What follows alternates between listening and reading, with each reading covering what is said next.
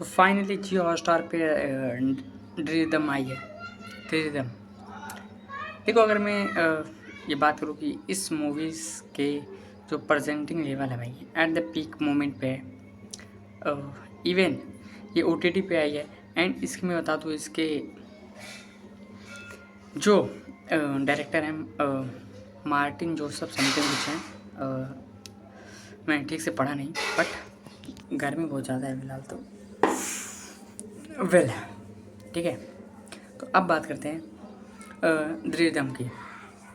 तो ये crime thriller suspense movie है जो एंड इस पे आप देखोगे तो जब मैंने सर्च किया इसका बजट, तो मैं ये मुझे ये देखा कि प्रेजेंटेड बाय जीतू जोसेफ भी उस पर लिखा हुआ था। तो कहीं ना कहीं जीतू जोसेफ के भी इसमें थोड़ा बहुत हाथ हो सकता है इस मूवीज़ को बनाने के लिए, क्योंकि मिस्टीरियस फिल्में एंड सस्पेंस क्राइम थ्रिलर फिल्में वही बनाते हैं जनरली मलयालम फिल्में में। क्योंकि दृश्यम तो आप देख सकते हैं भाई, इज़ अ प्योर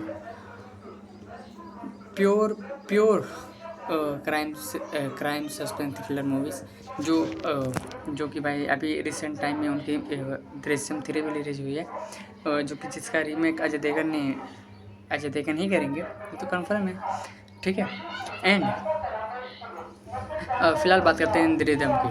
तो द्रिदम एक ऐसी mysterious crime suspense thriller movies है। बैकग्राउंड वॉइस आपको बहुत आ रही होंगी, बट डजंट मैटर, ठीक है। मेरे वॉइस पे ज़्यादा ध्यान देना।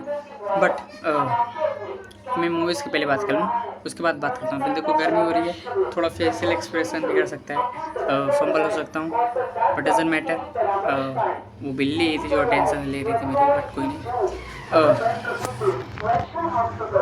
तो स्टार्ट करते हैं, ठीक है। तो द्रिदम की बात करते हैं अगर, तो द्रिदम एक सस्पेंस मूवीज़ है जिसमें ये होता है कि ये एक पिछड़े गांव की कहानी दिखाता है। ग्रामीण एरिया जहाँ पुलिस स्टेशन है, जहाँ कोई क्राइम वराइम होता नहीं जनरली बात की जाए तो, लेकिन जनरली वहाँ पे क्राइम वराइम होता नहीं है। लेकिन फिर आते हैं हमारे हीरो सानी निगम, जिनका रियल नाम है, जो इस मूवी में विजय कैरेक्टर निभा रहे हैं। एंड वो जब इस स्टेशन में आते हैं, वो बहुत ही ऑर्डिनरी फैमिली से आते हैं, ठीक है। बहुत ही एम्पल और बहुत ही ईमानदार पुलिस ऑफिसर हैं, ठीक है। तो जब वो आते हैं तो बहुत सारी मिस्टीरियस केस उनके सामने आते हैं, जैसे एक शव मिलता है ज़मीन के नीचे पूरा गला हुआ इस मूवीज़ में फर्स्ट हाफ में ही। एंड फिर गांव में डकैती होनी शुरू हो जाती है, फिर अलग अलग क्राइम्स होना शुरू हो जाते हैं, ठीक है। तो अगर आप उससे क्लाइमेक्स देखेंगे तो ये सब जो मिस्टीरियस चीज़ें हो रही हैं, ज़मीन में सब मिल जाना पूरा गला हुआ, एंड फिर गाँव में इतनी सारी डकैती तो होना, मिस्टीरियस चीज़ें होना गाँव में, अलग अलग चीज़ें होना, क्या ये सब एक दूसरे से लिंकेड है या फिर कोई और चीज़ है जो इन चीज़ को जोड़ने पे मजबूर करी है। ये आपको तब पता चलेगा जब आप देखेंगे क्लाइमैक्स। एंड क्लाइमैक्स भाई इज़ सुपर फास्ट चीज़, क्योंकि भाई अगर मैं स्पॉइलर दे दूँगा तो आपका कोई मतलब बनेगा नहीं मेरी वीडियोस देखने का, ठीक है। तो इसलिए मैं स्पॉइलर देता नहीं हूँ। बट भाई one of the most my finest film लगी रिसेंट टाइम में जो मैंने भी देखी है सस्पेंस मूवीज़ में, लाइक, क्योंकि अभी 1-2 हफ्ते से मैं कोई भी सस्पेंस मूवी देखा नहीं था, तो गर्मी बहुत है। कोई भी सस्पेंस मूवी मैंने देखा नहीं था। मैंने ये देखा था रिसेंट टाइम में भी, ये आई थी यार, करप्पू देखा था। इसका मैंने भी रिव्यू नहीं किया है करप्पू का, ठीक है। बहुत टाइम हो गया, बहुत टाइम तो क्या ही हो गया, मतलब ये समझ लो कि अभी कितना ही हुआ, 2 हफ्ता 3 हफ्ता हुआ है करप्पू के रिलीज़ हुए। एंड भाई जो सूर्य ने उसमें काम किया है, मैं अगर आपको बताऊं जनरली, तो सूर्य की जितनी भी रिसेंट टाइम में मूवीज़ रिलीज़ हुई थी, रेट्रो हो गया, ये तो एवरेज थी। फिर उसके बाद जय भीम था, वो भी थोड़ी एवरेज ही आई थिंक लगी, या फिर हिट थी या एवरेज थी ये तो मुझे नहीं पता, बट एवरेज लगी, ज़्यादा चली नहीं थी। फिर उसके बाद रिलीज़ हुई थी जी सूर्या की वो फिल्म यार, आई फॉरगेट वेल, मेरे जहन से नहीं निकल गया, बट मैं याद करने की कोशिश करूँगा कि सूर्य की और 3-4 मूवी जो फ्लॉप चल रही थी, बट करप्पू से उन्होंने कम बैक किया है। एंड ये बहुत अच्छी चीज़ है कि करप्पू से उन्होंने कम बैक किया, अदरवाइज़ बहुत कम चांसेस होता है कि आप कम बैक कर पाओ, अदरवाइज़, ठीक है। एंड जब बात करें तमिल सिनेमा की, तो तमिल सिनेमा तो भाई रजनीकांत की जो आने वाली अपकमिंग फिल्म है जेलर 2 जैसे हो गया। एंड उसके बाद उन्होंने वो भी अनाउंस किया ना, रजनीकांत की एक और मूवीज़ आ रही है यार, जेलर 2 और एक और आई है, कोई तो आ रही है, टीजर भी देखा था बट वो जहन से उतर गया मेरे।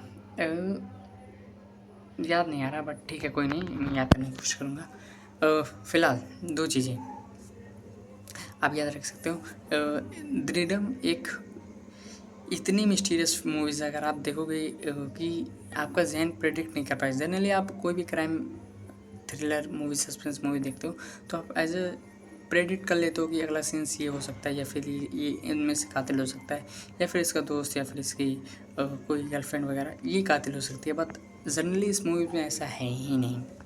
आप जो भी प्रेडिक्शन करोगे अपने जहन में कि यार ये हो सकता है, तो वो गलत ही निकलेगा जनरली, क्योंकि भाई ये आपके माइंड के थॉट से खेलता है सीन्स, एक एक सीन्स, क्योंकि आप बिल्कुल कंफ्यूज हो जाओगे कि अब आगे क्या होने वाला है, अब आगे क्या होने वाला है, नेक्स्ट क्या होगा, नेक्स्ट क्या होगा, आप प्रेडिक्ट नहीं कर पाओगे। इवन आप ये समझ लो कि अगर आप प्रेडिक्ट कर लिए तो आपकी माइंड इतनी तेज़ है, इतनी तेज़ है, मतलब सुपर कंप्यूटर से भी तेज़ है, क्योंकि क्लाइमैक्स प्रेडिक्ट करना तो अनबिलीवेबल। इतनी मिस्टीरियस बातें होती हैं भाई इसमें, इतनी मिस्टीरियस क्राइम, इतनी सस्पेंस, अमेजिंग।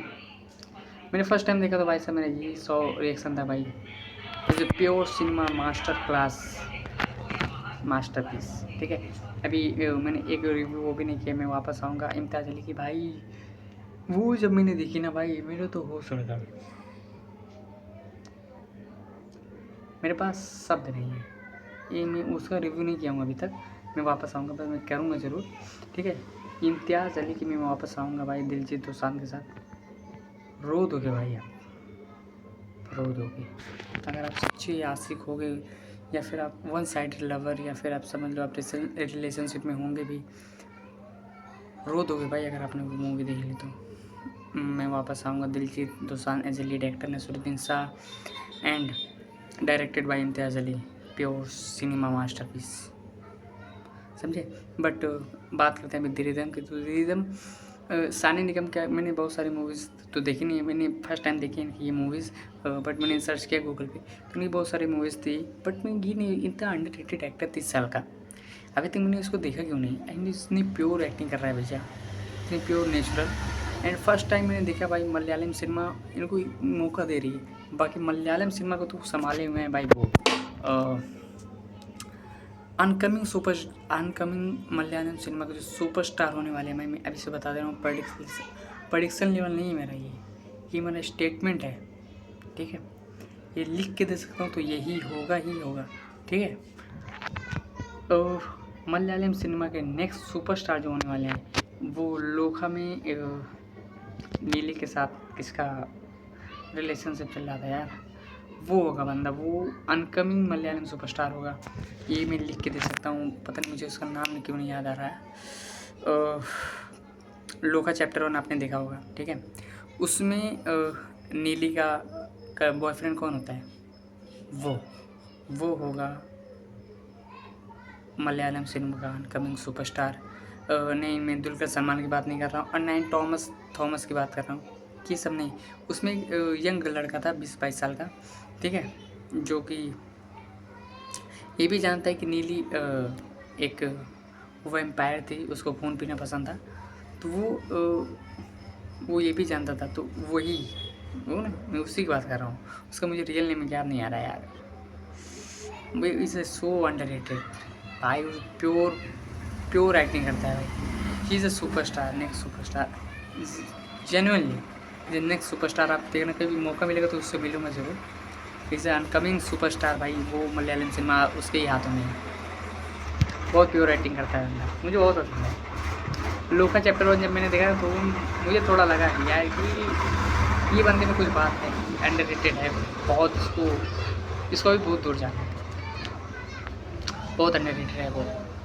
मैं बहुत इंस्टा पे उसे फॉलो भी करता हूँ, बहुत जेन्युइन बंदा है वो, काफ़ी इंस्पायर करता है, डेडिकेशन कंसिस्टेंट बहुत है अपने वर्क को लेके, अपने ड्रीम्स को लेके बहुत पैशनेट रहता है।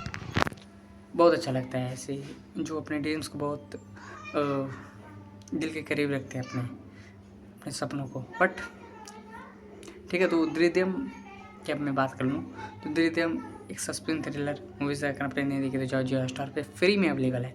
1 रुपये में हॉटस्टार खरीदो, आई मीन सब्सक्रिप्शन खरीदो तो आप देख सकते हो। ओके गाइस, तो मिलते हैं अगली वीडियो में, तब तक के लिए बाय।